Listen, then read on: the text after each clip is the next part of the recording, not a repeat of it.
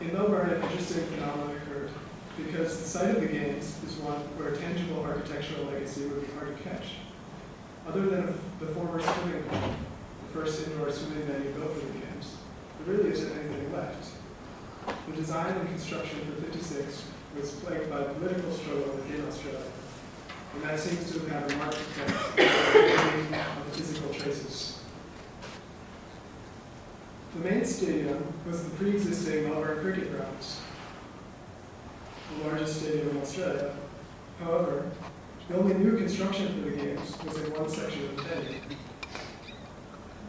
20,000 seats were added in what was called the Olympic Stand, a fairly utilitarian concrete structure, which was later torn down and replaced with even more seats, but still bears the Olympic name. In my mind, the thing that seems most significant about the 1956 legacy for Melbourne is the fact that it cemented this district as one for sporting venues. Though almost all evidence of the Olympic structures has been removed, the simple and workaday venues for those games have all been supplanted by more substantial and permanent sporting facilities.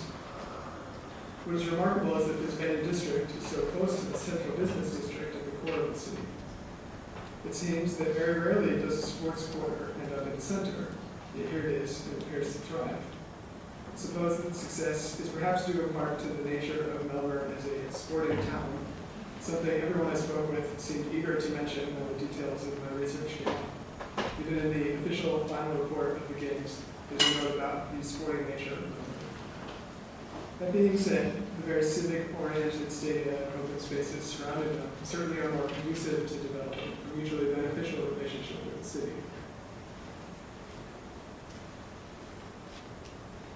Barcelona is often lauded as the most successful modern Olympics with regard to benefit for the host city.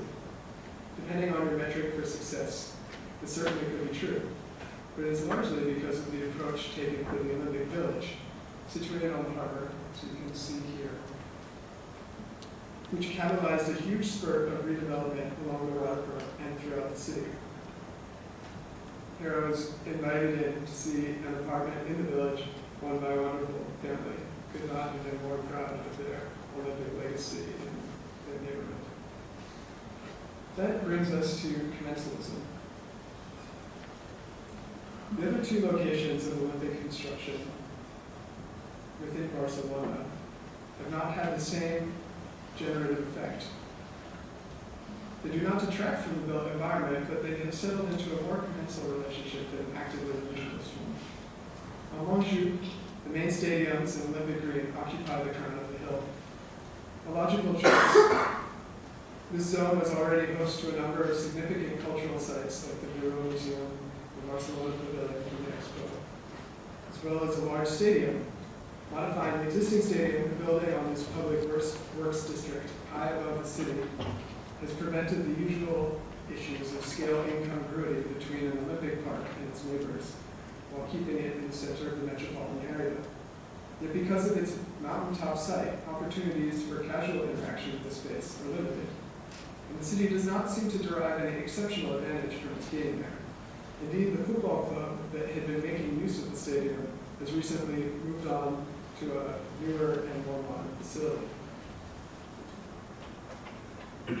Then there are the venues that are largely forgotten. The tertiary structures at the edge of Barcelona have evolved even further away from their Olympic intentions.